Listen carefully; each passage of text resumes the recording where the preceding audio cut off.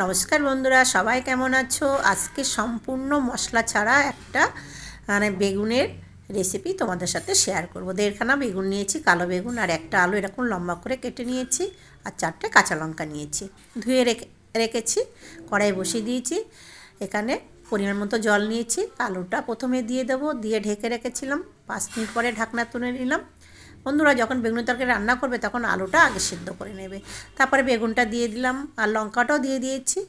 1 minute রান্না করার পরে পরিমাণ মতো লবণ আর হলুদ দিলাম, দিয়ে আবার একটু নাড়াচাড়া করে নিয়ে ঢেকে রাখলাম। আর এখানে এই বড়িটা 7-8টা বড়ি নিয়েছি। বড়িটা এভাবে একটু ভেঙে নেবো, আধ ভাঙা করে নেবো। দেখো, এভাবে ভেঙে নিয়েছি। এটা বড়িটা কিন্তু আমি বাড়িতে দিয়েছি, এটা কচুর বড়ি, খুব ভালো হয়েছিল বড়িটা খেতে। ঢাকনা তুলে নিলাম। তারপরে দেখলাম বেগুন আলুটা সেদ্ধ হয়ে গেছে। এই রান্নাটা কিন্তু বেগুনের তরকারি রান্নাটা আমার মায়ের কাছ থেকে শেখা। আমার মা এত ভালো রান্না করে। এই তরকারিটা নাবিয়ে নিলাম। নাবিয়ে নিয়ে কড়াই তেল দিলাম, দিয়ে প্রথমে বড় বড়টা যেগুলো বেশি বড় সেটা আগে একটু ভেজে নেব, তারপর গুঁড়ো যেগুলো সেগুলো পরে দেব। দেখো, ঠিক এরকম ভাজা হবে, লাল লাল ভাজা হলে তরকারিটা দিয়ে দিলাম, দিয়ে একটু ভালো করে খুন্তি দিয়ে ঘেঁটে নেব।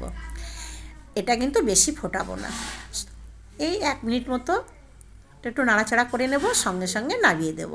তরকারিটা নামিয়ে নিলাম। দেখো, আমার রান্নাটা হয়ে গেছে।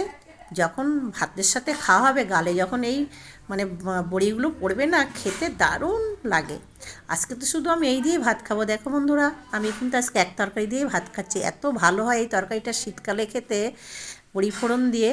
আমার মা খুব ভালো রান্না করে। তাহলে আজকের মতো আসি বন্ধুরা, টাটা।